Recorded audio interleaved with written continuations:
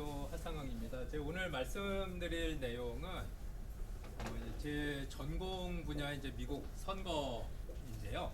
선거는 이제 다 아시는 대로 이제 작년 11월에 끝났고 이제 다 아시는 대로 이제 트럼프 전 대통령이 다시 백악관으로 복귀해서 2025년 올해 1월 20일서부터 4년 동안 이제 대통령직을 수행할 겁니다. 근데 수행할 겁니다라고 약간 좀 뉘앙스를 남기는 이유가 미국 역사상 최초로 중간에 우리나라 대통령처럼 그만둘 상황이 발생할지도 모른다는 예상이 지금 많아요. 왜냐하면 좀 이따 말씀드리겠지만 역대 미국 대통령과는 상당히 다르게 본인에게 주어진 권한을 오용, 남용하고 있다라는 것을 지금 벌써부터 많이 확인을 하고 있기 때문에 어떻게 될지는 좀 두고 봐야 되겠지만 일부 그 트럼프를 선거 때도 별로 지지하지 않았고 지금도 여전히 지지하지 않는 유권자에게는 며칠 전 한국에서 있었던 일이 매우 고무적인 일이라고 지금 SNS를 통해서 이제 퍼지고 있는 그런 상황입니다.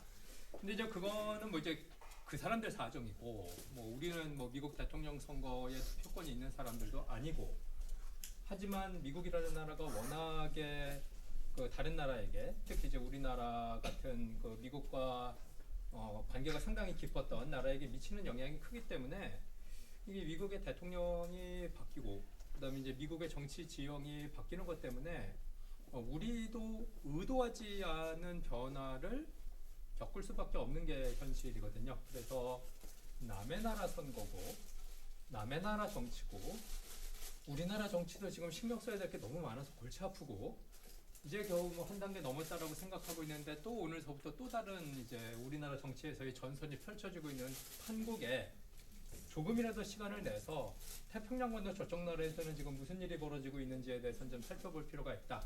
그래서 이제 트럼프 이경 정부의 이제 정책 기조 그리고 그 정책 기조를 파악한 다음에 그럼 우리가 이제 어떻게 대응을 해야 되냐에 대한 이제 제 나름대로의 생각을 좀 정리를 해서 간략하게 말씀을 드리도록 하겠습니다. 이제 많이 보셨을 텐데 그 이제 작년 미국 대통령 선거 결과는 도널드 트럼프 전 대통령이 4년 만에 다시 복귀를 하는 그런 결과를 나왔습니다.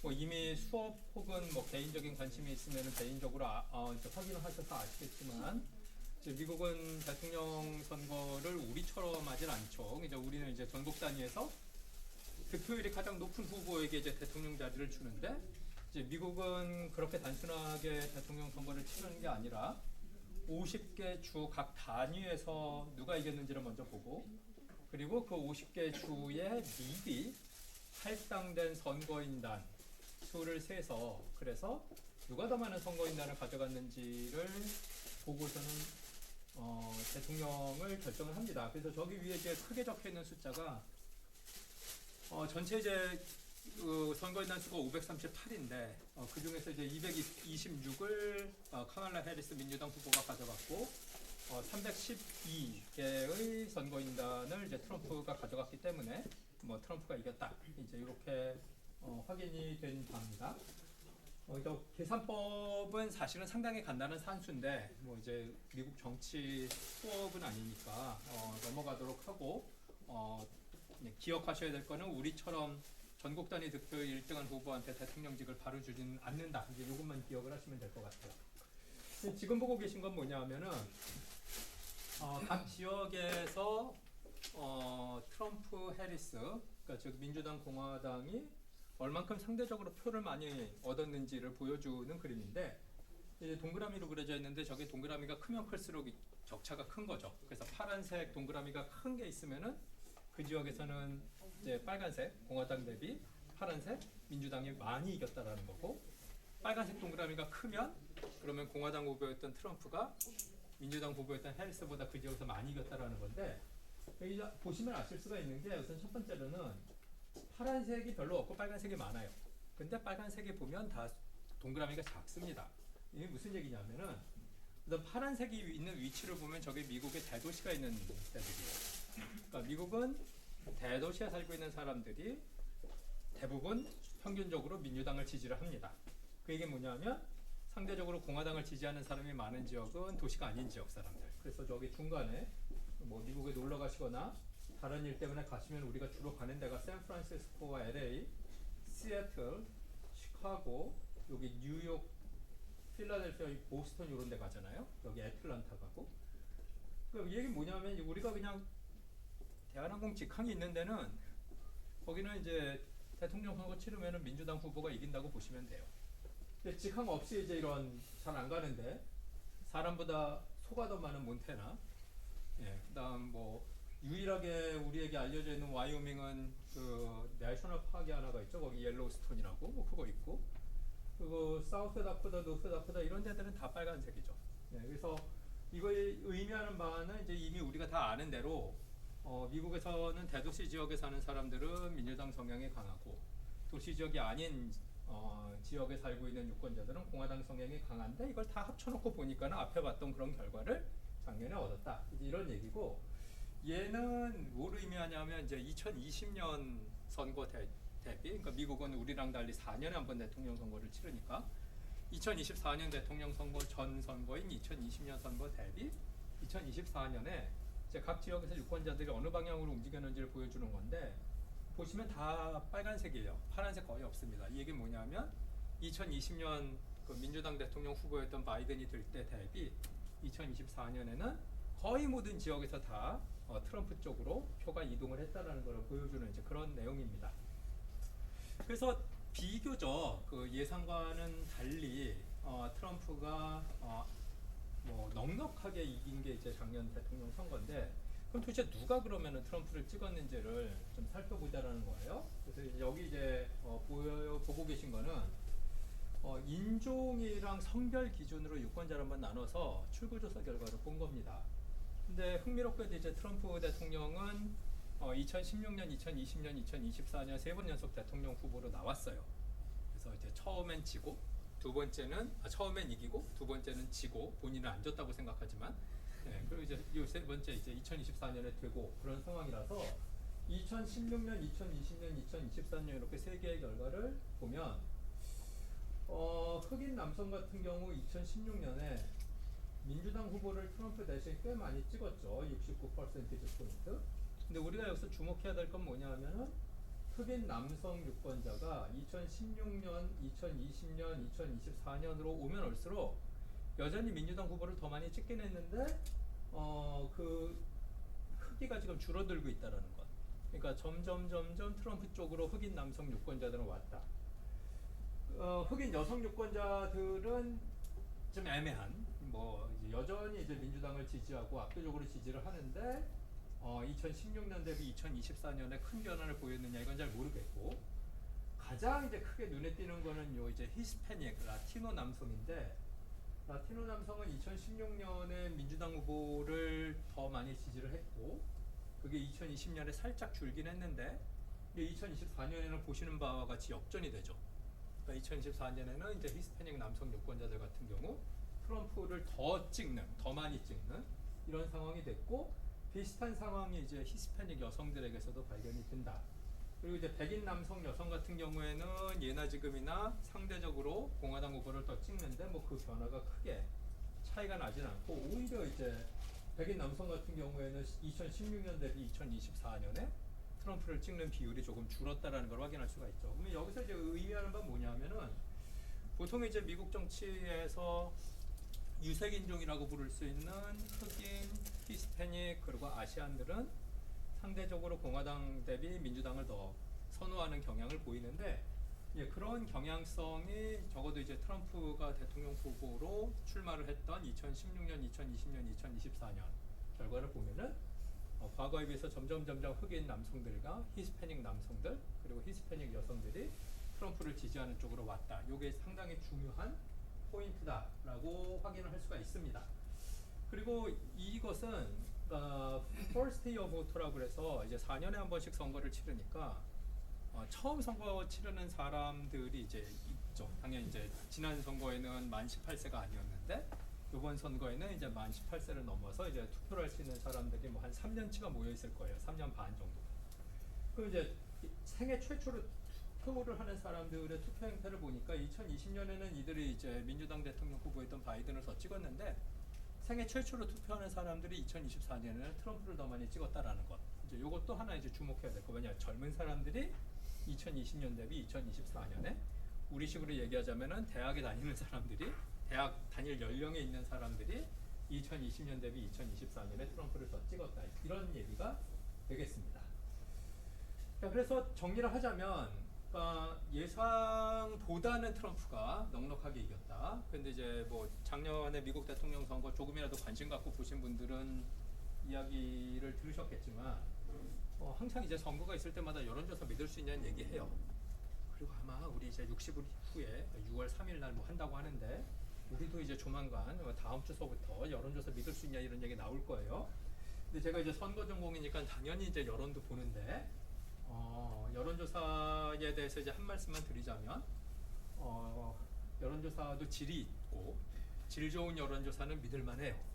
근데 이제 여론조사가 믿을 수 없다라는 그런 인식이 확산되는 이유는 질이 안 좋은 여론조사가 요즘 너무 많아서 그런 거예요. 그럼 이제 어떻게 질 좋은 여론조사랑 질 안 좋은 여론조사를 구분하냐? 다양한 과학적인 방법이 있는데 한마디만 하고 그냥 가라. 즉 여론조사 뭐가 좋은지 뭐가 안 좋은지 딱 한마디만 얘기해주고 가라 그러면 저는 그냥 우리 쓰는 물건이랑 똑같아서 돈 많이 들인 여론조사 결과가 좋아요. 그러니까 너무 싼 여론조사가 많아요. 그러니까 여론조사도 돈이 들 거 아니에요. 그러니까 요즘 질환 좋은 여론조사가 많은 이유는, 그리고 뭐 들어보셨겠지만 명모 씨 뭐 이런 분들이 하시는 그런 여론조사들은 대충 보면 알아요. 아, 요거 하는데 한 요거밖에 안 들었겠구나, 돈이. 근데 정말로 치밀하게 과학적인 조건들을 꽤 많이 맞춰가면서 여론조사를 수행하게 되면은 조건 하나하나 맞추는 게 그게 다 돈이 들어가는 일이거든요. 그러니까 비싼 여론조사가 싼 여론조사보다 좋아요. 너무 상식적이죠. 비싼 물건이 싼 거보다 좋다. 똑같아요. 비싼 여론조사가 싼 여론조사보다 좋습니다. 그러니까 비싼 여론조사가 뭐냐? 이제 언론에 보시면 이제 나옵니다. 자, 그래서 그게 하나가 있고, 그 다음에 이제 트럼프가 그 전국 단위 득표에서도 해리스를 앞섰다는 게 중요한데, 여기 이제 오타가 있습니다. 여기 2020년까지 있고, 그 다음에 여기도 오타가 있어서 공화당이 아니라 민주당이에요. 예, 죄송합니다. 이게 무슨 얘기냐면은, 우리나라처럼 전국 단위에서 1등한 후보한테 대통령 자리를 주면은 1992년 이후 2020년까지 민주당 대통령이 7번 나와야 돼요. 공화당은 한 번밖에 안 나오고. 그러니까 이게 뭐냐면, 아까 말씀드린 대로 대도시는 민주당 영향이고, 그리고 대도시는 점점 시골에 비해서 압도적으로 많은 사람들이 모여 살기 때문에 미국도 우리보다는 속도가 느리지만은 그래도 대도시로 모여 살아요. 그래서 대도시에서 이긴다는 얘기는 전국 단위에서 이길 가능성이 높다는 얘기거든요. 그래서 이제 그냥 우리나라처럼 선거를 치르면 민주당이 우세한데, 근데 이번 선거를 보시면은 전국 단위에서도 트럼프가 이겼습니다. 그래서 이게 상당히 특이한 케이스라는 거예요. 그러니까 2024년 전에, 작년 전에 공화당 대통령 후보가 전국 단위에서 표를 상대적으로 더 많이 얻은 케이스는 2004년입니다. 20년 전. 그러니까 그런 상황이라는 거고. 근데 이제 해리스 민주당 후보는 이제 좀 기대에 못 미쳤는데, 보면 이게 소위 얘기하는 이제 정치인들이 얘기하는 집토끼. 그러니까 당연히 이제 민주당을 늘 찍을 거라고 생각했던 후보들이 트럼프를 찍은 게 아니라 투표를 안 한 거예요. 이제 그래서 한 600만 표 정도를 이제 2020년 바이든보다 이제 덜 얻었는데, 이제 이게 결정타였다라는 식의 이제 이야기가 가능할 것 같습니다. 그럼 조금 더 이제 재밌는 얘기로, 그럼 도대체 왜 그러면 작년과 같은 결과가 일어났냐? 이제 많은 분들이 이야기하시는 게 이제 인플레이션 때문이다라고 이야기를 해요. 그럼 이제 인플레이션, 여기서부터 이제 갑자기 선거 정치 얘기하다가 이제 경제 얘기로 빠져야 되는데, 그 인플레이션이 물가 상승이 생기는 이유는 뭐 경제학 수업을 들으시면은 바로 나오지만, 시중에 돈이 많이 풀려 있으면 이제 인플레이션이 생기는 거죠. 이제 돈이 왜 많이 풀렸냐?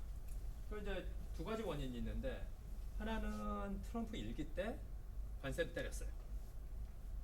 그러니까 트럼프 일기 때 이제 관세를 때려서 그러니까 자유무역 상황을 좀 훼손시킨 게 있고, 근데 가장 결정적인 건 뭐냐면 코로나 때문에. 코로나 때문에 국경은 닫히고, 근데 코로나 때문에 경제 활동을 못 하니까 우리나라도 뭐 어려운 사람들, 자영업자들한테 국가에서 돈을 준 것처럼 미국도 돈을 줬습니다. 일반 사람들한테. 경제 활동을 못 하니까 손가락 빨고 굶으면 안 되니까 정부의 예산을 풀어가지고 너네들한테 돈을 주겠다 그랬고 각각 집에다가 돈을 쏴줬단 말이에요. 근데 이걸 이제 트럼프 때도 했고 바이든 때도 했어요. 두 번 해줬죠. 그러니까 그렇게 돈이 많이 풀리니까는 이제 당연히 이제 인플레이션이 생길 수밖에 없는데, 근데 여기서 이제 주목해야 될 흥미로운 사실은 뭐냐면 이 이제 인플레이션 추이입니다. 1970년서부터 이제 한참 옛날이죠. 1970년이면 심지어 제가 태어나기 전인데 1970년서부터 지금까지 미국의 인플레이션 추이를 보면은 요게 이제 바이든 때예요. 한 가장 많이 올랐을 때가 9% 정도 물가 상승률이. 근데 그 이전을 보면 언제 물가가 많이 올랐지? 1980년이에요. 이때 한 12%, 13%친 적이 있어요. 그 얘기 뭐냐면 1980년서부터 2020년까지 미국은 인플레이션이라는 게 별로 없었다는 거죠. 그럼 이것도 이제 경제학 수업 가면은 또 이제 배우는 겁니다. 왜 그러면은 지난 40년 동안 미국은 인플레이션을 겪지 않았냐? 이제 여러 가지 얘기가 나오겠지만 또 이것도 한마디로 설명을 하라 그러면 요 40년 동안 닫혀 있었던 국경이 개방이 되면서 자유무역을 했죠. 그러니까 미국에서 돈을 많이 풀면 그게 미국 안에 있는 게 아니라 밖으로 나가죠, 계속. 그러니까 인플레이션 유발 요인들이 다 이제 자유무역 때문에 다른 나라로 이전이 되고 전 세계로 퍼지고 이러니까 정작 이제 미국 내에서는 인플레이션이 안 생겼는데 아까 말씀드린 대로 이때 코로나가 생기고 그럼 문이 닫히는 거잖아요. 그리고 돈이 풀리죠. 구제해 주겠다고. 그러니까 돈은 풀렸는데 문은 닫혔으니까 밖으로 못 나가니까는 물가 상승이 되는 거거든요. 그래서 2024년 선거는 1980년 선거 이후로 최초로 인플레이션이 선거 운동에 사용됐던 선거라는 그런 특이점이 있습니다. 그래서 조금 좀 자세히 보기 위해서 요 오른쪽 걸 보시면 트럼프 1기 행정부 때 물가 상승률이 대충 이렇고 바이든 때 이제 돈 풀고 이러면서 그 효과가 나오면서 쭉 올라가요. 물가 상승률이. 그리고는 바이든 행정부 말기에는 잡힙니다. 이게 여기서 이제 문제가 과연 유권자가 합리적이냐라는 그런 문제인데, 2024년 대통령 선거 때 트럼프랑 이제 바이든 이어서 나온 이제 해리스가 당연히 인플레이션 얘기를 합니다. 그럼 이제 트럼프는 뭐라고 얘기하냐면, 야 너네들 4년 전보다 물가 비싸지, 이 얘기를 해요. 근데 이제 해리스 민주당은 뭘 얘기하냐면 우리가 노력해서 잡았다. 그러니까 4년 전보다 물가가 비싸지 대 우리가 노력해서 좀 잡았어. 두 개를 대비시켜 놓으면 일반 유권자들은 당연히 4년 전보다 물가가 비싸에 꽂히는 거죠. 그러니까 조금 더 합리적으로 생각하면 그래도 이 상황을 이렇게 잡은 게 참 바이든이 잘했네, 민주당이 잘했네, 이렇게 봐도 무방한데 이거 선거운동 할 때마다 이거 들고 나올 수는 없잖아요. 이거 보세요 라고. 그리고 이제 트럼프가 계속 얘기하니까 4년 전보다 비싸잖아, 내가 대통령 할 때 물가 쌌지, 이렇게 얘기하니까 거기에 이제 넘어가는 거죠. 할 수 없는 거예요. 그건 어쩔 수 없어요. 그리고 우리가 조금 더 이제 대학에 있으니까 경제학 공부를 하다 보면 배우는 게 있습니다. 중앙은행. 중앙은행은 뭐 하냐? 우리나라 한국은행 같은 데는 뭐 하냐? 이자율을 조정하죠. 그래서 재정정책은 정부가 하고 통화정책은 중앙은행이 하고, 그리고 또 배우는 게 재정정책은 정부가 하니까는 대통령의 입김이 작용을 하고, 중앙은행 통화정책은 대통령이 중앙은행장을 임명은 하지만 독립적인 기관이기 때문에 대통령이 아무리 이자율을 높이고 낮추고 싶어도 그건 중앙은행장이 결정을 하는 거다. 우리 이제 이창용 총재가 알아서 하는 거지. 지금은 대통령이 없지만 뭐 이제 윤석열 대통령이 뭐 갑자기 뭐 이자율을 낮추고 싶다 오늘 아침에 얘기를 하면 그럼 이제 이창용 총재가 그건 내 일이고 네 일 아니다 이렇게 얘기를 하는 거란 말이에요. 그래서 미국에도 이제 중앙은행에 중앙은행장 이제 제롬 파월이라는 분이 있는데, 근데 이게 이자율이거든요. 근데 이제 경제학 수업은 아니니까 물가가 올라가면은 그러면 이자율을 낮출 수가 없어요. 그러니까 이자율을 낮추면 돈이 풀리는 거기 때문에 사람들이 투자가. 그러니까 이자율을 낮추는 경우는 언제냐 하면 이제 인플레이션이 안정됐다. 이제 오히려 이제 경기가 침체된 것 같아. 그럼 이제 이자율을 낮추고, 경기가 과열되고 물가가 올라간다 그러면 이제 이자율을 높여가지고 그걸 이제 잡아야 되거든요. 근데 파월이 요 선거를 앞두고 이렇게 이렇게 올라갔던 이게 이렇게 이자율이 올라간 건 인플레이션 잡기 위해 갖고 계속 올린 거거든요. 그러다가 막판에 딱 떨어뜨려요. 딱 살짝 떨어뜨립니다. 그러면 경제학을 배운 사람들은 뭐라고 얘기하냐면, 야, 중앙은행장이 이자율을 낮췄어. 무슨 시그널이지? 아, 이제 물가 잡혔나 보다. 요 시그널. 근데 문제는 일반 유권자가 이걸 알 리가 없단 말이에요. 그래서 여담으로 요거 낮춘 날 우리 이제 그 언론에 계시는 기자님들은 다 이제 대학에서 경제학 수업도 다 듣고 그러니까 우리가 우리나라 평균 교육 수준이 미국 평균 교육 수준보다 상당히 높아요. 그래서 우리나라 언론에 계시는 분들은 기자님들은 다 알죠 이게 뭔지. 오, 이자율을 낮췄다. 그럼 드디어 이제 미국이 인플레이션을 잡았다고 생각하나 보다. 그래서 저한테 전화 와서 파월 의장이 이자율을 낮춘 거는 선거에 어떤 영향을 미치나요? 라고 계속 물어봐요. 그럼 저는 거기에 대한 답이 저거 뭔지 일반 유권자 모른다. 이자율 높이고 낮추고 이걸 알 리가 없다. 그러니까 저 영향 끼친다고 생각하지 마라. 그러니까 이제 기자들이 놀라서 어떻게 일반 유권자들이 저걸 모를 수가 있냐. 그럼 제가 그랬죠. 아까 말씀드린 우리나라 기준으로 생각하지 마라. 미국의 일반 유권자들의 평균은 우리나라 일반 유권자 평균보다 상당히 낮기 때문에 저게 뭔지 모른다. 그래서 이제 아는 사람들은 잡았나 보다. 그리고 앞에 봤다시피 이제 그 이자율 그 인플레이션이 어느 정도 잡힌 상황에서 이제 선거를 치르니까 민주당이 할 만하다 그렇게 생각을 했었는데 뭐 현실은 그렇지 않았다는 거고. 근데 이게 이제 가장 그 이 맥락에서 재밌는 그래프인데 이게 78년서부터 이제 지금까지 상황인데요. 보시면 시계열로 라인이 두 개가 있습니다. 하나는 진한 파란색 라인이고 다른 하나는 하늘색 파란색 라인이에요. 진한 파란색 라인은 경제학자들이 만든 거예요. 경제학자들이 객관적인 경제 지표를 활용해서 거시 경제 상황이 좋으면은 올라가고 거시 경제 상황이 안 좋으면 내려가게 이렇게 만든 거예요. 그러니까 즉 진한 파란색을 따라가다 보면 이렇게 되는 거죠. 출렁출렁출렁. 그럼 하늘색 선은 뭐냐면 이거는 일반 유권자들한테 물어본 설문조사 결과예요. 그래서 물어봐서 야, 너 생각해봤는데 지금 상황 괜찮은 것 같아? 우리나라 경제가? 이렇게 물어보는 거죠. 그러니까 쉽게 얘기해서 이제 진한 파란색은 객관적인 경기, 하늘색은 주관적으로 받아들이는 유권자들이 보는 거시경제 상황이에요. 근데 놀랍게도 이것도 보면 참 신기한 게 완벽하게 일치는 하진 않지만 따라가요. 경제학자들이 상황이 좋아요. 그러면은 유권자들도 주관적으로 괜찮네. 따라가는데 바이든 때 난리가 납니다. 이건 아직도 미스테리예요. 그렇죠? 거시경제학자들은 다 좋다고 그래요. 이 정도면 경기 괜찮다. 근데 일반 유권자들은 바닥을 치고 있어요. 그리고 78년 이후 그런 적은 단 한 번도 없어요. 이때 잠깐 있긴 했지만 이 정도의 차이랑은 비교가 안 될 정도의 차이죠. 그러니까 사실은 이것 때문에 해리스 민주당이 졌다고 봐도 과언이 아니죠. 근데 이 괴리가 왜 생겼냐에 대해서는 아직도 뚜렷한 답이 없습니다. 이 얘기는 뭐냐면 여러분들이 하시면 바로 이제 전 세계 뉴스의 탑 아티클을 차지하실 수가 있어요.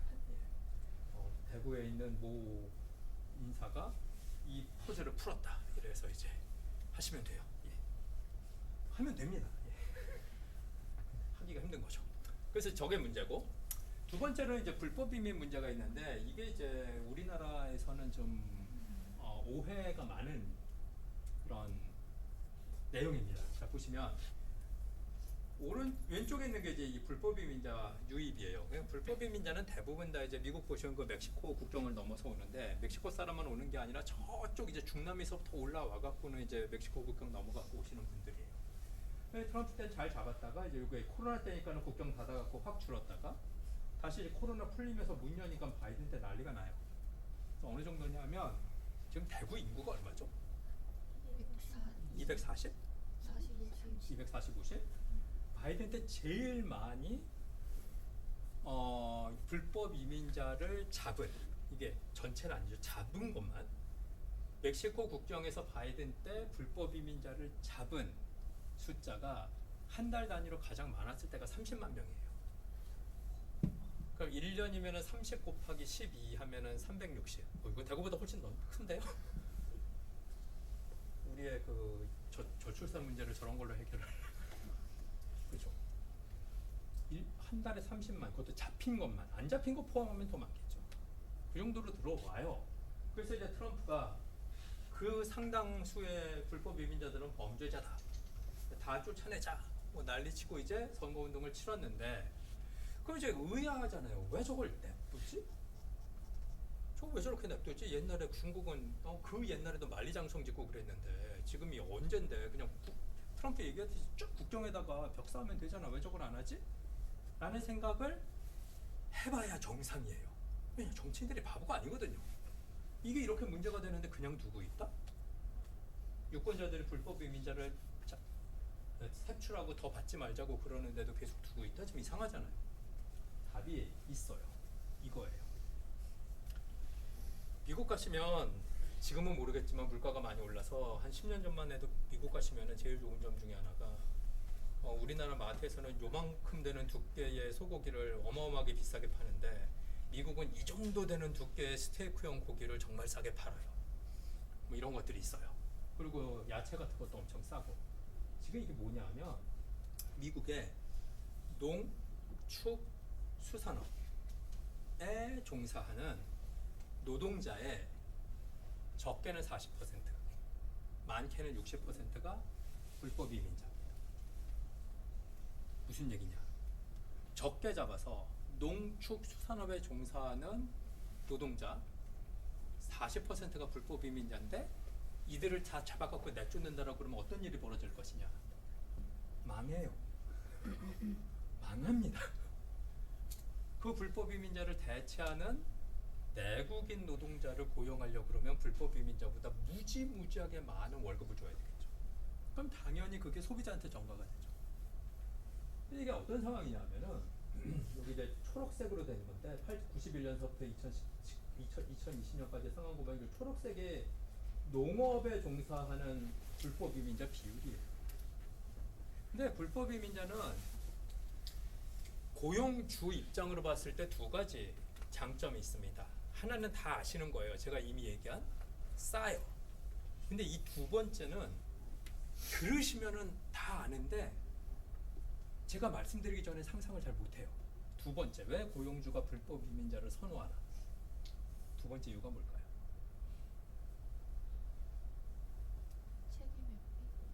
어떤 책임 회피요? 얘네가 잘못했을 때 내 책임 아니야, 약간 그런. 그렇죠, 그렇죠. 그러니까 이제 법적 문제랑 관련이 있어요. 근데 그걸 한마디로 표현하자면 불법 이민자는 싸고, 두 번째 이유, 불법 이민자는 노조를 못 만들어요. 불법 이민자가 모여갖고 노조 만들겠다라고 그러면은 바로 경찰 부르면 돼요. 근데 노조가 뭐예요? 계속 모여가지고 임금 인상해달라고 그러고 법적인 투쟁을 하는 사람들이잖아요. 근데 노조를 못 만들고 싸고, 고용주 입장에서는 이것처럼 좋은 노동이 어디 있어요? 그래서 실제 자세히 들여다가 보면은 미국에서 저렇게 트럼프처럼 이제 대놓고 불법 이민자를 내쫓겠다라는 이야기하는 사람이 나오기 전에 공화당, 민주당 정치인 막론하고 농축 수산업에 종사하시는 고용주들은 모든 정치인들에게 다방면으로 연락을 하고 로비를 해서 국경을 너무 심하게 닫지 말라라는 얘기를 계속해요. 우리 계속 이걸 순환시켜야 된다.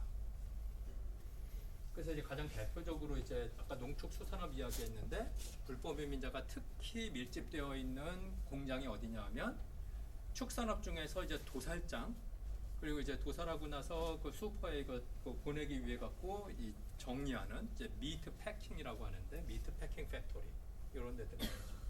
그래서 말 나온 김에 하나만 더 추가적으로 말씀을 드리자면 불법 이민자들을 지금 트럼프가 쫓아내고 있고 아주 뭐 미친 듯이 잡아갖고 쫓아내는 건 아니지만 그래도 과거에 비해서 많이 잡아서 쫓아내요. 그리고 이제 주정부 차원에서도 이게 이제 중앙 정부가 이제 그러니까 연방 정부가 그러니까 주정부에서도 이제 쫓아내는데 쫓아내다 보니까 아까 말씀드린 대로 농축수산업에 벌써부터 지금 빨간불이 켜졌어요. 노동자 숫자가 좀 부족한 것 같아. 그래가지고 일부 주에서는 지금 무슨 일이 벌어지고 있냐면은 불법 이민자가 지금 없네 예전만큼. 그러면 이걸 공장을 돌려야 될 텐데 그러면 옛날보다 좀 임금을 많이 주고 사람을 써야 되겠네. 그건 못할 일이지. 그래서 어떤 로비를 하냐 하면은 주 차원의 국회의원들한테 로비를 해가지고 농축수산업종사 하시는 고용주들이 중학생, 고등학생을 좀 쓰면 안 될까라는 그런 법을 만들려고 해요. 그러니까 차일드 레이버죠. 합법적인 법을 만들어 달라. 그래서 고등학생, 야, 우리 뭐 미국이라는 나라가 원래 워커 에틱이 뛰어난 나라니까 야, 고등학교 그 수업 마치고 한 2~3시간 저 미트 패킹 팩토리에서 좀 일 좀 시키고 그러면 얘네들이 일의 대가를 알게 되고 뭐 이제 땀의 의미를 알게 되고 이러면서 국가적으로 좋은 거 아니야? 이런 일이 지금 벌어지고 있는 게 미국이에요. 그래서 이게 진짜 간단한 문제가 아닙니다. 제가 우리나라 언론에 계신 분들을 좋아하는 것도 있고 존경하는 것도 있는데 미국을 묘사하면서 이 불법 이민자 문제는 조금 더 객관적으로 좀 보도를 해주셨으면 좋겠어요. 이런 얘기 나오는 게 거의 없어요 우리나라에서. 다 이제 불법 이민자는 나쁜 놈들, 이제 법을 어긴 사람들, 뭐 이렇게만 얘기를 하는데 그렇지 않고 얘네들이 없으면 미국 경제 망해요. 그게 문제라는 거죠. 그래서 여기서 이제 중요한 건 그렇다고 해갖고 그냥 마냥 내버려둘 수는 없으니까 뭔가를 해야 되는데, 근데 좀 이따가 더 자세히 말씀드리겠지만은 미국 같은 이제 민주주의 국가, 지금은 더 이상 민주주의 국가가 아니라고 하는 게 맞을 수도 있는데, 근데 이제 미국 같은 이제 민주주의 국가의 전형에서는 이제 민주주의가 우리가 다 알잖아요. 대충 뭐 여러 가지 배우죠. 뭐 다양성이 존중돼야 되고 어쩌고 저쩌고 얘기를 하면서 항상 나오는 게 민주주의 국가에서는 권력이 분산돼 있다. 그래서 입법, 사법, 행정부가 나뉘어가지고 서로 견제와 균형을 유지하면서 이제 그 누구도 막강한 정치 권력을 혼자서 자의적으로 사용할 수 없는 게 민주주의다. 뭐 이런 얘기 하잖아요. 근데 그 입법, 사법, 행정부 중에서 사실 제일 중요한 게 뭐냐면 입법부예요. 국회죠, 국회. 근데 그걸 이제 미국 사람들이 입법, 사법, 행정부 간의 삼권 분립이라는 책에 적혀 있는 내용을 1789년에 현실에 처음으로 도입을 하면서 그때 이제 얘기를 한 거죠. 입법부가 제일 중요하다. 왜냐? 행정부, 사법부보다 입법부가 중요한 이유는 뭐냐? 뭘까요? 이거 우리도 마찬가지예요. 행정부, 사법부보다 입법부가 더 중요해요. 힌트는 행정부, 사법부, 입법부의 구성원이 어떻게 충원이 되는지를 생각해 보시면 돼요. 사법부 구성원, 판사죠. 판사는 어떻게 충원돼요? 뭐 그들이 시험 보다가 이해갖고 되죠. 행정부 구성원은 대통령 제외하고 관료죠. 뭐 무슨 뭐 환경부 관료들, 뭐 기재부 관료들 이런 관료들이잖아요. 관료들 어떻게 충원돼요? 시험 봐서 알겠죠. 입법부 구성원이 국회의원이죠. 국회의원 어떻게 충원돼요? 투표로 하잖아요. 그 얘기는 뭐냐면 행정부의 대통령 제외하고 일반 국민의 손으로 구성원을 채워주는 건 입법부밖에 없어요. 우리가 행정부 관료를 선거로 뽑지 않잖아요. 판사를 선거로 뽑지 않죠. 그러니까 민주주의 원리가 주권은 국민으로부터 나온다. 모든 일반 국민은 각자 동일한 양의 영향력을 정치 과정에 행사할 수 있다. 그리고 그거를 투표권이라는 걸로 우리가 규정을 한 거고, 그리고 그걸 발휘해서 입법, 사법, 행정부 중에 모든 구성원을 다 채울 수 있는 권한을 국민한테 부여한 건 입법부밖에 없거든요. 그러니까 민주적인 정당성을 놓고 봤을 때는 입법부가 제일 중요한 거죠. 그럼 이걸 다시 얘기하자면 권위주의 국가도 우리 옆에는 큰 나라, 그 다음에 잘 사는 북한이라고 정치학자들이 얘기하는 싱가포르, 이런 나라들은 행정부, 사법부가 우리처럼 멀쩡하게 돌아가요. 근데 왜 그 나라들이 권위주의 국가냐? 입법부 구성을 우리처럼 안 하기 때문이에요. 그 차이예요. 그럼 뭐 대통령을 우리 손으로 뽑는다, 이게 민주주의가 아니고 입법부, 법을 만드는 그 입법부의 구성원들을 우리 손으로 뽑는다는 게 중요한 겁니다. 근데 이 말씀을 드리는 이유는 뭐냐면, 그렇기 때문에 미국에서는 대통령이 명령을 해서 실질적으로 법을 만들 수는 있어요. 하지만 대통령이 행정명령이라는 걸 통해 갖고 만드는 법이랑 입법부, 즉 의회에서 정식으로 법을 통과한 거랑 비교해 보면은 입법부에서 통과한 법이 우위에 있습니다. 그래서 입법부에서 통과한 법은 대부분 무사 통과고, 대통령이 혼자서 나 이렇게 하고 싶어 그래갖고 한 행정명령은 사법부에 의해서 제동이 걸리는 경우가 많아요. 왜냐? 대통령 네가 혼자서 한 건데 그거 아무리 봐도 좀 자의적으로 한 것 같아.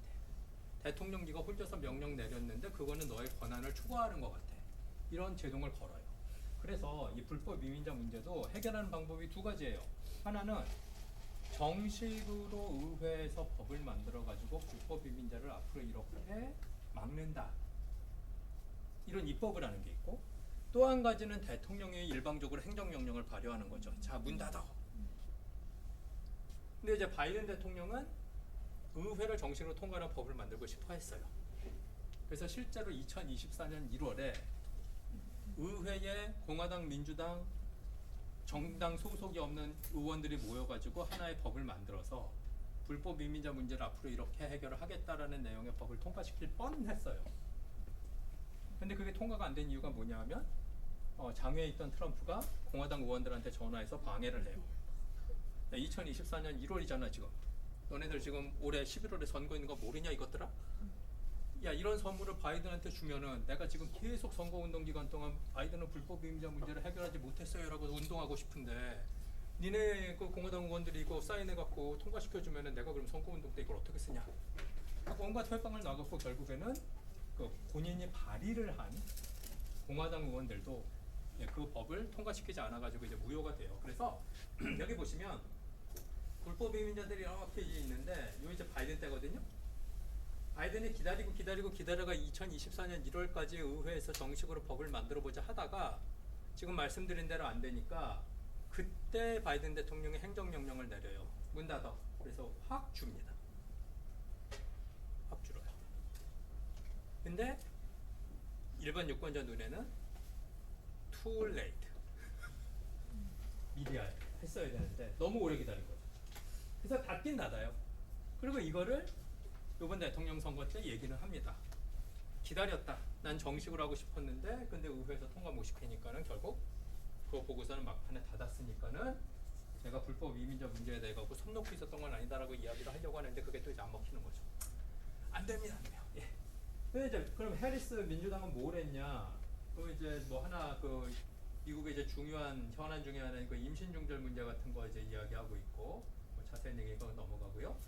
요게 이제 그 2021년 1월 6일 날 2020년 대통령 선거 결과에 불만을 품은 이제 일부 트럼프 지지자들이 연방 그 국회의사당에 이제 난동을 부린 요거죠. 그래서 이제 해리스 민주당은 요거 계속 보여주면서 이제 트럼프가 오면은 이 사람들을 우리가 받아들이는 거다 뭐 이러면서 이제 민주주의를 수호하기 위해서는 트럼프가 다시 백악관에는 발을 들여놓지 말아야 되지 않겠냐 뭐 이제 이런 얘기를 하는데, 그 이제 민주주의를 수호하겠다라는 얘기랑 인플레이션 불법 이민자 문제랑 이렇게 이제 붙어가지고 결국에는 이제 인플레이션, 불법 이민자 같은 문제가 이제 뭐 민주주의고 뭐고 다 필요 없고 하여간 우선 물거부터 잡아야 되고 불법 이민자부터 잡아야 된다라는 이제 여론이 좀 더 강해가지고 트럼프가 대통령이 됐다. 뭐 이렇게 보시면 됩니다.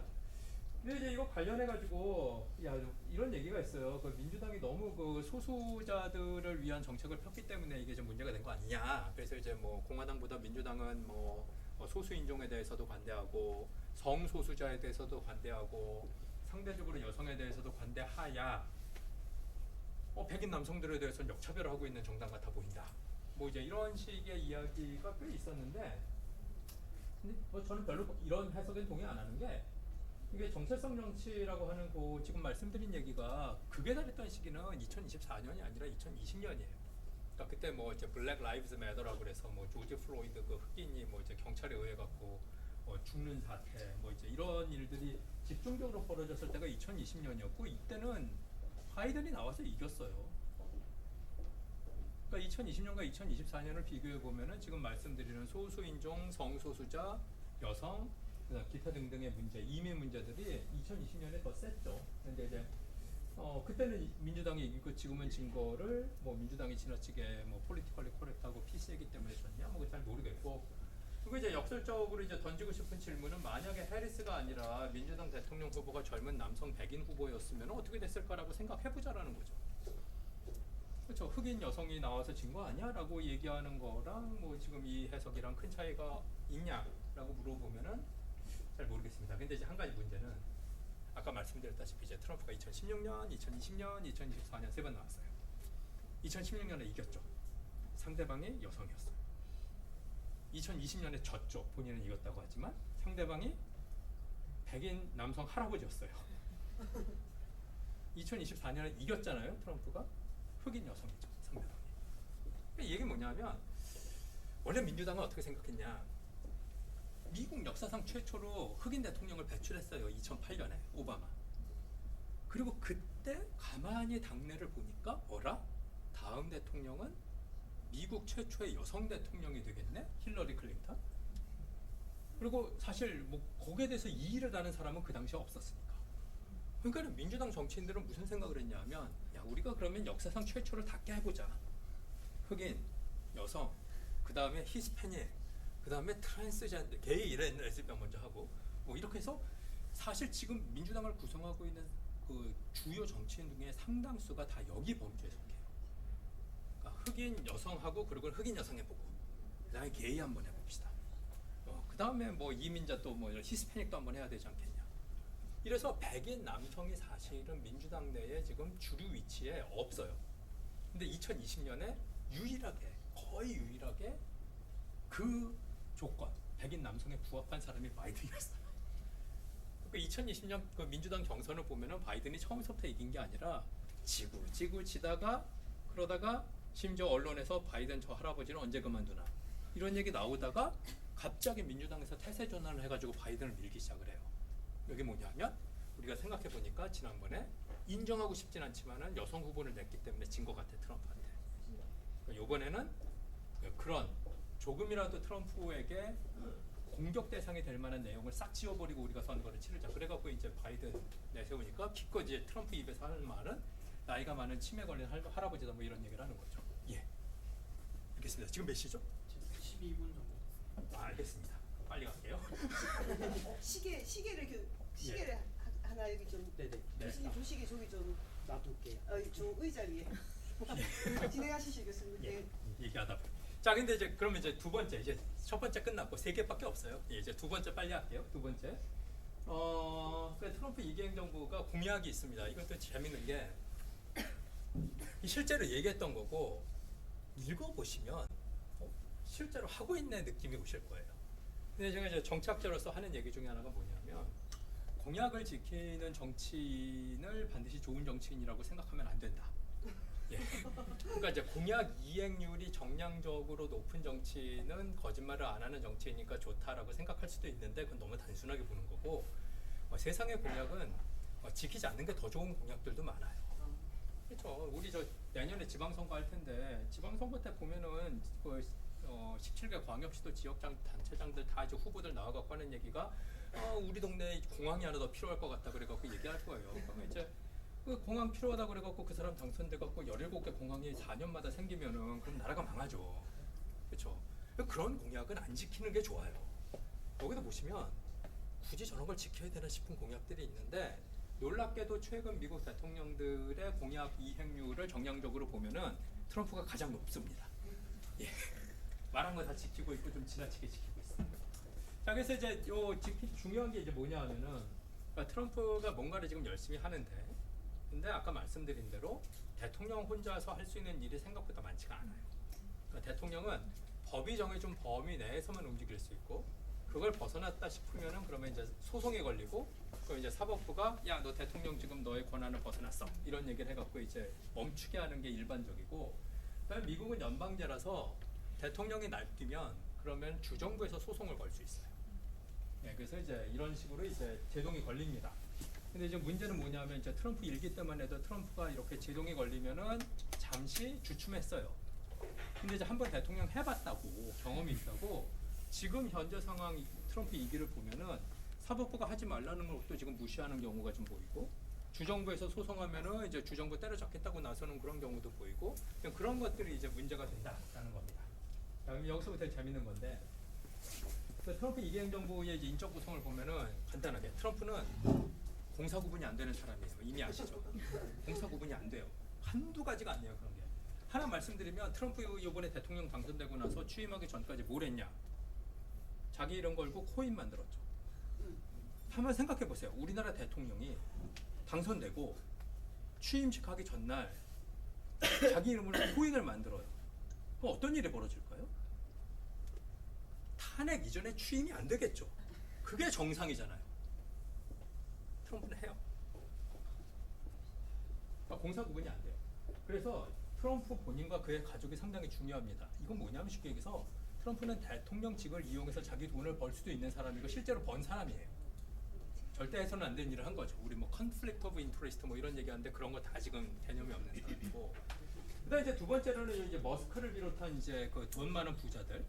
이제 세 번째로는 마가 세력이라는 사람들인데 이 사람들이 이제 스티브 배넌이라는 사람을 중심으로 해갖고 이제 지지를 하고 있고, 그리고 이제 미국의 이제 대외적인 영향력을 강화시키는 데 초점을 맞추고 있는 이제 외교정책 쪽 사람들이 있어갖고 한 네 집단으로 나뉘는데, 중요한 건 이 두 사람, 두 집단입니다. 2번, 3번. 근데 이제 이 돈 많은 사람들은 숫자가 많지 않기 때문에 돈 많은 사람들의 표만 모아갖고 못 이겨요. 근데 이제 마가들이 중요한데, 이 Make America Great Again이라는 사람들은 쉽게 얘기해서 미국을 옛날처럼 다시 만들고 싶은 사람이에요. 그럼 옛날이 뭐냐? 자기들이 지금은 비주류인데 옛날엔 주류였다고 믿는 사람들이죠. 그럼 걔네들이 누구냐? 노란색으로 적혀있는 걸 읽어보시면 됩니다. 시골에 살고 고졸이고 개신교 신자고 백인이고 남성이면 그러면 옛날 미국의 주류였죠. 그리고 이 5가지 조건을 모두 다 만족시키면 당연히 트럼프를 찍었을 거예요. 저 5가지 조건을 다 만족시키는데 트럼프를 안 찍었다라고 하면 뭐가 이상한 사람이에요. 반대로 뒤집어 볼까요? 시골 말고 도시 살고 대졸이고 교회 안 다니고 유색인종이고 여성이다. 이러면 해리스 찍었어요. 근데 그들이 지금 말씀드린 그 사람들이 주류인 것처럼 지금 보이는 거 아니에요? 점점. 그러니까 Make America Great Again은 회고적인 얘기죠. 옛날이 좋았어. 우리가 주류였는데 지금 주류 위치를 뺏겼어. 역차별당해서. 그래갖고 그걸 돌려달라고 요청을 했는데 그걸 들어주는 사람이 트럼프네 이거죠. 요거예요. 자, 여기서 보시면 이게 보여주는 건 백인이 나이 든 사람한테 많은데 나이 젊을수록 백인 비율이 준다. 유색인종은 나이 많은 사람한테는 없는데 젊은 사람한테 많다 이거고, 이거 이제 인구학자들이 대충 추산을 해보니까 2044년이나 49년 정도 되면 미국인들 전체의 50% 이하로 백인이 비율이 떨어집니다. 이게 상상할 수 없는 일이죠. 그다음 이제 대신교 신자 줄고 가톨릭 신자 줄고 뭐 이런 거 보여주고 있고, 그거네요. 죄송합니다. 그다음에 여기 이제 백인 고졸 유권자의 비율이 1978년에는 71%였는데 2018년에는 39%로 확 준다. 고졸 백인 남성 비율이. 그다음에 이거는 진짜 강조하고 싶어서 왼쪽만 보세요. 왼쪽이 뭐냐면 상대적인 소득이에요. 소득. 그리고 1980년, 90년, 2000년, 2010년, 2022년 이렇게 돼 있는데, 요 주황색으로 된 선이 고졸 백인 남성입니다. 고졸 백인 남성의 소득은 계속 줄어요. 요 파란색으로 된 게 4개인데 이게 대졸 여성이에요. 대졸 여성인데 이걸 인종별로 흑인, 백인, 히스패닉, 아시안으로 나눠놓은 거예요. 1980년에는 고졸 백인 남성의 임금 수준이 대졸 여성보다 높았어요. 근데 고졸 백인은 이렇게 줄죠. 고졸 백인 남성은. 대졸 여성은 계속 늘어요. 그래서 여기 있는 거 이제 대졸 여성 아시안 엄청 높아요. 대졸 여성 백인도 높고. 근데 진짜 백인 고졸 남성으로서 못 참겠는 건 요거예요. 대졸 여성 히스패닉, 대졸 여성 흑인들보다도 지금은 백인 고졸 남성의 임금 수준이 낮아요. 그래서 트럼프는 뭘 얘기한 거냐? 이 주황색 선을 올려주겠다는 게 아니라 이 파란색 선들을 꺾어주겠다는 거예요. 그거예요. 이거 말이 안 되지 않냐 이거. 너네들 역차별 받고 있다. 근데 이건 사실 시장이 이렇게 만든 거죠. 어떻게 보면. 그래서 이 그래프가 진짜 중요합니다. 트럼프를 누가 지지하냐 그걸 이해하는데 가장 중요한 그래프 중에 하나예요. 그래서 지금도 보면은 이렇게 그 난리 나고 있는데, 예, 가다가 갑자기 이제 주가 쫙 떨어지고 있죠 지금. 뭐 이제 또 떨어질 텐데. 근데 여기 보시면 백인 남성 고졸은 이 상황에도 여전히 트럼프를 지지를 해요. 그럼 그 반대가 뭐냐 하면은 대졸 여성이에요. 대졸 여성은 트럼프 진짜 싫어합니다. 그러니까 지금 고졸 백인 남성의 정당이에요. 그래서 조만간 뭐 이제 제이디 벤스 뭐 이런 부통령 혹은 트럼프에게서는 이제 대졸 여성들은 우리의 적이다 이런 얘기가 나올 수도 있어요. 실제로 지금 비슷한 얘기가 나와요. 대학 지금 때려잡잖아요. 그때 소식 들어서 아시겠지만 대학 가지 말자고 하거든요. 대학 갔더니 다 이상한 생각하고 말이야. 우리 선량한 순진했던 아들과 딸들이 대학 갔더니 갑자기 뭐 LGBTQ가 어쩐 이런 얘기 방학 때 와서 하고 있고 이건 문제 있다. 그러면서 결국엔 이제 대학 가지 말자 뭐 이렇게 얘기가 나와요. 그렇게 이제 문제입니다. 그래서 뭐 이런 얘기고 그다음에 이제 좀 지나가서 근데 지금 상황을 보면은 그러니까 두 개예요. 그러니까 트럼프는 하나는 목적이 돈, 다른 하나는 이제 유권자들에게 자기를 지지하는 유권자한테 이제 그 지지를 받아야 되는 거죠. 그걸 받으려면 이제 그 때려잡는 거죠. 이제 뭐 이제 소수자들 때려잡는 걸로. 근데 재밌는 거는 지금 현재 상황으로 봤을 때는 이 돈 많은 사람들의 세력 하나랑 그 다음에 마가 세력이랑 요게 이제 갈등이 있는데 그 갈등이 잘 드러나는 케이스가 요 이제 취업 비자예요. 취업 비자 갖고 문제가 생긴 게 H-1B라는 게 뭐냐면 이제 뭐 여러분들이 미국에 유학을 가셔가지고 거기서 이제 학위를 취득하고 그리고 능력이 인정을 받아가지고 거기서 취직을 하면은 그러면 당장 뭐 영주권 내지는 뭐 시민권을 받는 게 아니라 취업 비자라고 해서 H-1B라는 비자를 받아요. 근데 취업 비자를 지금 미국에서 받는 사람들의 대부분은 백인이 아니죠. 한국, 중국, 인도 뭐 이런 사람들이죠. 그러니까 H-1B 비자를 봤을 때 돈 많은 사람들은 H-1B 비자가 괜찮아요. 왜냐? 지금 미국 애들만 갖고는 자기 돈벌이가 잘 안 되니까 뭐 AI도 해야 되고 뭐도 해야 되고 이러는데 이거 할 수 있는 애들이 다 보면은 인도, 중국, 한국 애들이니까 얘네들한테 H-1B 비자를 주고서는 그리고 받아와서 우리의 부를 키우겠다. 근데 마가 세력 입장으로 보면은 저 취업 비자는 말이 안 되죠. 백인 안 들어오잖아 저걸. 그러니까 저거 없애자라는 거예요. 그래갖고 지금 이걸 놓고 많이 싸워요. 근데 지금 현재 상황에서 트럼프는 그래도 머스크 얘기가 맞지 않냐라고 지금 손을 들어준 상태긴 해요. 근데 언제 바뀔지 모르죠. 트럼프는 항상 바뀌는 사람이라. 그래서 요게 아닌가 지금은. 여기 보시는 트럼프 2기 행정부의 정책 기조 한마디로 요약하면 of the rich, by the rich, for the rich. 그러니까 부자들의 이익이 되는 거는 우선은 다 해보겠다라는 거. 이제 요걸로 요약을 해볼 수 있지 않겠냐라는 게 이제 제 개인적인 생각이고 관련해서 이제 뭐 미중 관계 문제라든가 이미 알고 계신 이제 그 21세기 최초의 미국의 친러 대통령이 등장했잖아요. 예, 그리고 중국의 스파이일 가능성도 지금 배제를 못하는 대통령이 지금 미국 대통령이죠. 예, 뭐 이런 상황이라 지금 북한 관련된 문제나 이런 것들도 지금 상당히 많이 난관을 겪고 있는데 이걸 다 이제 풀기 위해서 맨 처음에 봐야 되는 거는 도대체 트럼프 머릿속에 이게 무슨 돈 계산이 들어가 있는지를. 그래서 보시면 여기 적어놓은 거는 우리 뭐 이제 자체 행부장 해야 되는 거 아니냐는 얘기가 좀 나옵니다. 뭐 나오다가 또 들어갔다가 다시 나오고 그러는데 근데 트럼프 입장에서는 야 너네 한국 자체 행부장 하고 싶어? 그러면 트럼프 입장에서는 자기 돈 안 되는 게 최고니까 해 그럼 이렇게 나올 가능성도 배제 못한다는 거죠. 그러니까 그게 지금 우리가 이 트럼프를 대하면서 봐야 될 문제고 이게 그쵸. 숫자가 중간에 바뀌었는데 이게 이제 뭐냐면 이제 트럼프 이해를 하기 위해서 심지어 이제 이런 것까지 나옵니다. 한 2분 하면 끝나요. 그러니까 트럼프라는 사람은 어떤 사람이냐. 그래서 이제 이 미국 대통령은 워낙에 중요한 위치에 있기 때문에 우리 오은영 선생님 같은 분들이 상담하시는 분들이 직접 대통령을 만나는 건 아니니까 이분들이 나름 노력을 해갖고 연구를 해요. 어떻게 하냐면 이제 오은영 박사님은 이제 일반 사람들 만나갖고 이제 상담하고서는 뭘 할 거 아니에요. 이 사람은 이렇고 뭐가 문제가 있고 뭘 좀 했으면 좋겠다. 근데 이제 대통령을 직접 만나서 그걸 못 하니까 어떻게 하냐면은 대통령이라는 사람이 특히 미국 대통령은 남기는 게 너무 많아요.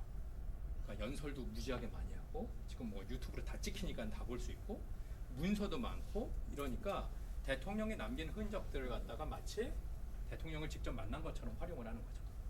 그래서 대통령이 옛날에 했던 말들, 뭐 이제 인터뷰한 것들, 뭐 이제 연설했던 것들, 그 다음에 남긴 기록들, 그걸 다 이제 오은영 박사님이 보고 나름 분석을 하는데, 근데 이제 그 유명한 이제 이 업계에 계시는 분이 댄 맥아담스라는 분이고, 이제 이분이 책을 썼는데 거기 나오는 게 뭐가 있냐면 트럼프는 일관성이 전혀 없다. 그러면서 A가 나를 이기는데 도움이 됐으면 월요일에 그럼 A가 맞는데, 화요일 날 넌 A가 자기가 이기는데 도움이 됐으면 넌 A도 맞다. 근데 일반적인 사람은 월요일 날은 A가 맞고 화요일에는 넌 A가 맞으면은 그러면은 머릿속에 혼란스럽고 상당히 죄책감이 느껴지는데, 얘는 보니까 그런 거 없더라. 그래서 무조건 이기는 게 중요하더라. 무조건 이기는 게 중요하고, 그게 우리 입장에서 보면은 우리가 실속을 챙김에도 불구하고 트럼프가 스스로 이겼다라고 생각하게 만드는 게 중요하다. 그러니까 맞서는 게 중요한 게 아니라 너 이겼어라고 스스로 생각하게 만들어 주되 우리가 실속을 얻어내야 되는데, 이게 말이 쉽지 그렇게 쉬운 게 아니죠, 당연히. 그리고 이제 이런 저희 이제 미스테리 중에 하나는 이제 이런 겁니다. 보면 이제 SNS에 도저히 알아들을 수 없을 그런 말을 써요. 하나 보시면 요거 6월 이거 저 미국에서 교수하다 보면은 대학교 신입생 1학년 애들이 제일 자주 하는 실수 중에 하나거든요. You are 이렇게 적어야 되는 거를 you를 줄이면서 이걸 이렇게 써요, 그냥. 팍팍팍팍 빨간색으로. 이제 저는 이제 네이티브 스피커도 아닌데 이제 너 잘 만났다 이러면서 이제 했었거든요. 이거 아니야 이렇게. 근데 그런 실수를 지금 누가 해요? 대통령이 하고 있어요. 지금 토들러가 아니냐 뭐 이런 책도 실제로 있는 책이고. 근데 그거보다 더 황당한 건 밥 먹듯이 거짓말을 합니다. 그건 다 알아요. 이게 뭐냐면 요번에 베네수엘라 갱단은 멤버라고 의심이 되는 사람들을 잡아다가 엘살바도르 감옥에 보내는데, 근데 이게 문제가 되는 게 뭐냐면은 미국도 당연한 얘기지만, 이게 미국이 아니어도 당연한 얘기인 게, 아니 갱단 멤버라고 의심이 되는 사람을 잡았으면은 이걸 확인을 해야 되잖아요. 뭐 재판을 하건 뭘 하건 이거 조사를 해야 되잖아요.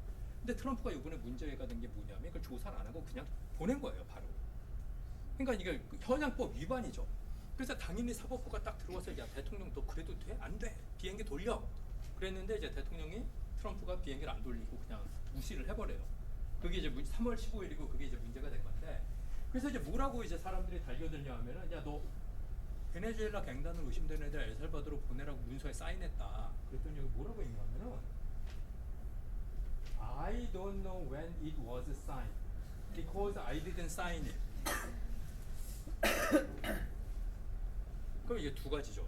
하나, 새빨간 거짓말. 두 번째, 침해죠. 근데 미스테리 중에 미스테리는 이런 비슷한 실수를 조금이라도 하면은 바이든은 침해라고 사람들이 다 얘기했어요. 근데 트럼프에게는 아무도 그런 얘기를 안 해요. 왜냐? 기대 수준이 너무 낮기 때문에. 근데 이런 일이 일회성이 아니라 거의 매일 벌어지고 있어요. 그리고 아까 말씀드린 그 밈코인, 그리고 뭐 이제 돈 벌기 위해 갖고 지금 하는 일들 많고, 그리고 심지어 백악관 홈페이지 이게 공식 계정인데 X 계정인데 거기에 이제 Long Live the King이라고 해갖고 이거 진짜 올린 겁니다. 제가 너무 기겁해갖고 그냥 카피한 건데, Long Live the King, 그리고 He who saves his country does not violate any law. 거기 뭐 푸틴이 너무나도 좋아하고 시진핑이 뭐 이제 박장대소를 했을 것 같아요. 그리고 우리 저 위에 계시는 김정은 수령께서도 제 친구네 이렇게 생각했을 만한 이런 얘기가 지금 벌어지고 있는 게 미국이에요. 정상이 아니에요, 정상.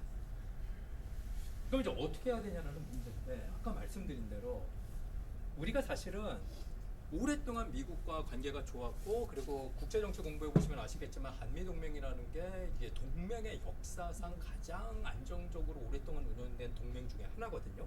그래서 상당히 모범적인 관계를 미국과 유지해 왔는데, 그거는 미국이 민주주의 국가였을 때 얘기예요. 지금은 알 수 없다는 거예요, 지금 상황은.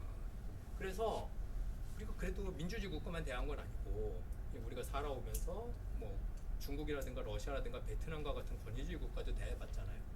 그러니까 앞으로 이제 미국을 대하는 방식은 권위주의 국가를 대하는 방식으로 빨리 스위치를 해야 돼요.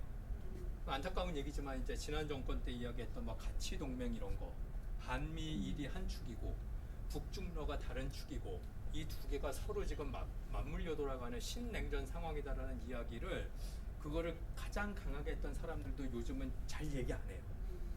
왜냐면 그걸로 설명이 안 되라는 걸 본인이 알거든요. 지금 미국이랑 트럼프랑 푸틴 얼마나 친해요. 우크라이나 보세요. 그 다음에 우리가 아는 대로 러시아랑 북한 친하죠. 그러면 미 친하잖아요. 그럼 어떡하라고요, 우리 보러.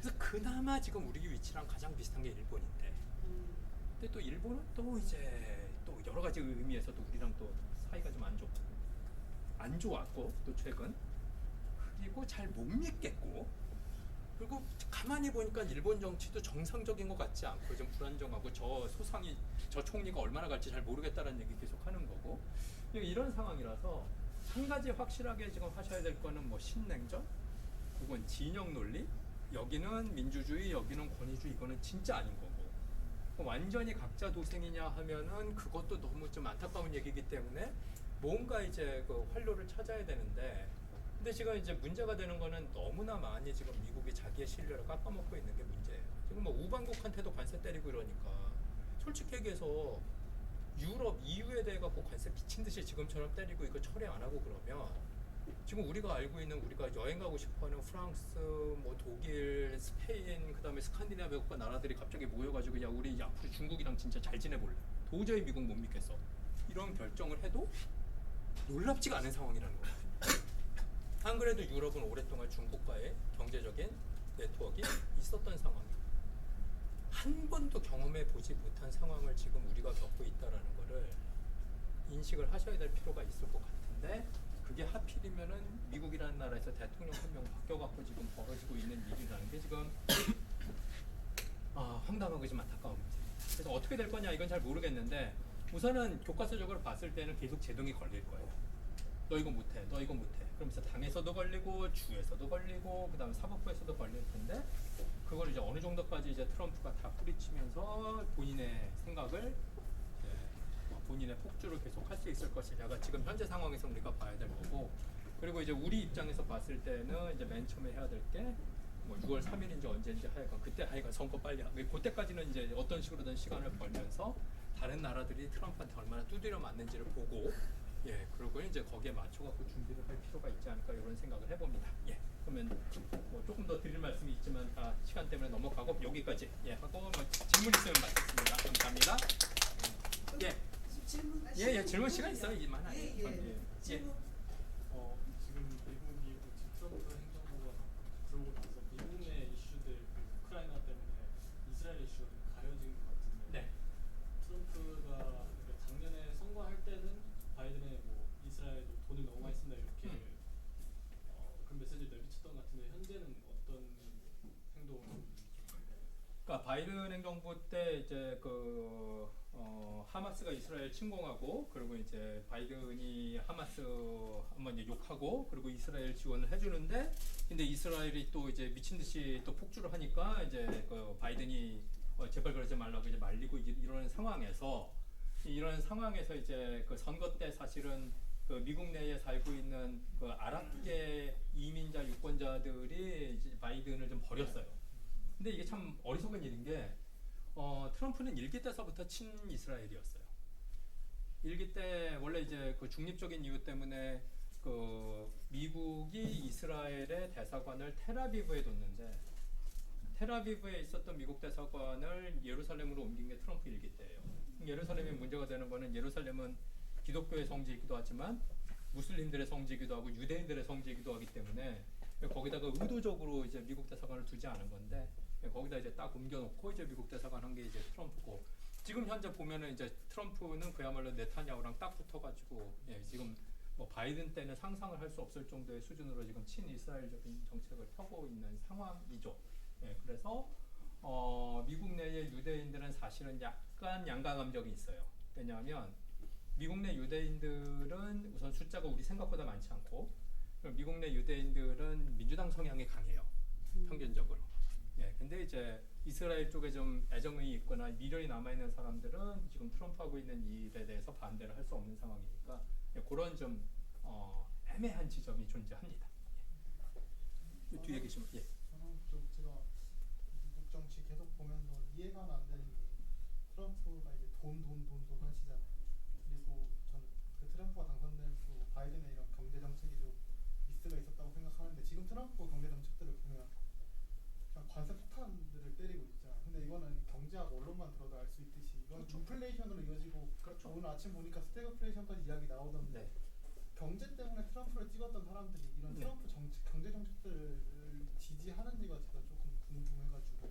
그러니까 이제 자기 주머니에 뭐가 들어오는지를 생각하는 합리적인 유권자라면 지지를 쳐야 맞아요.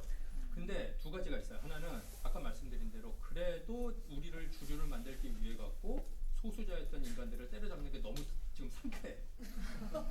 네. 그게 하나가 있고, 그 다음에 두 번째로는 며칠 전에 그 스캇 베센트 재무장관이 얘기한 건데, 약간 우회적으로 얘기했지만 그 사람은 저는 단도직입적으로 얘기를 할게요. 뭐라고 얘기했냐면, 야, 솔직히 우리 트럼프 찍은 유권자 중에서 주식 투자하는 사람 몇 명이나 되냐? 오히려 주식 폭락하면은 걔네들 통쾌해하지 않을까? 이거 수어사이드 테러예요. 지금 수어사이드 테러도 목적을 달성할 수 있어요. 여기 있으니까 그 비슷한 거예요. 제가 봤을 때. 그러니까 잘 지적하는 겁니다. 경제학자들은 지금 질문하신 분 말씀대로 지금 머리를 쥐어뜯고 난리가 아닙니다. 지금 머리 쥐어뜯고 책상에 머리 지금 박고 있고 지금 뭐가 하는 거냐 지금 이러고 있는데 그냥 그러고 있는 거죠. 정상이 아니죠. 예.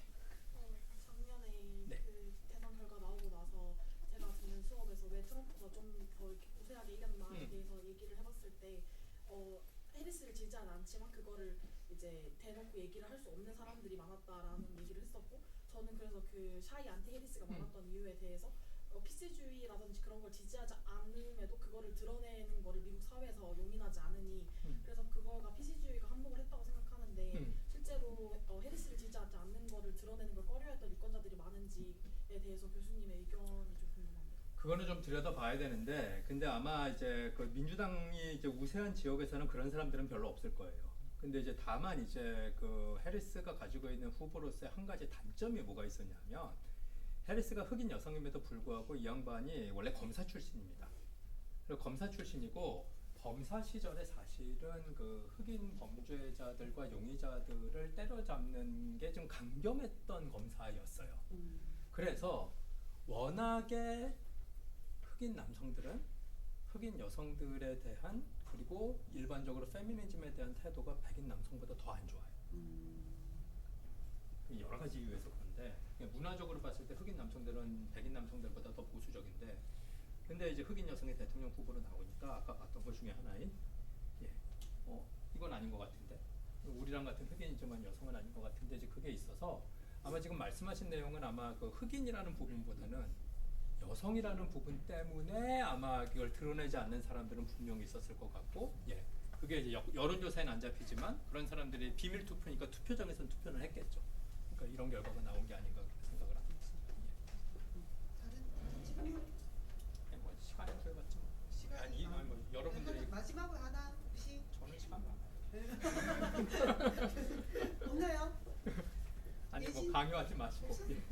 아니 저희 수업 듣는 학생들 맞다. 페이퍼 써야 되는데 싶어서 걱정이 돼서 물어봤습니다. 근데 아무튼 오늘 이 수업은 진짜 듣고 싶어서 조기 마감이 됐고요.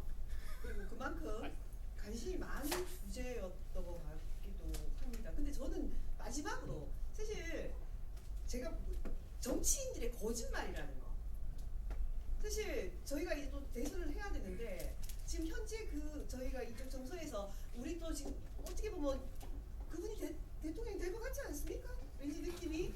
근데 그분도 상당히 거짓말쟁이에요. 그럼요. 트럼프도 정말 거짓말쟁이거든요. 이 정치인의 거짓말은 꼭 필요한 것 같습니다. 그런 얘기가 있는데, 근데 그거를 뛰어넘을 수 있는 다른 요건이 있는 거죠. 있는 거겠죠. 그렇죠. 그러니까 뭐 아무리 거짓말을 하더라도 이제 요즘 이제 문제가 되는 건 미국도 그렇고 우리나라도 그렇고 네.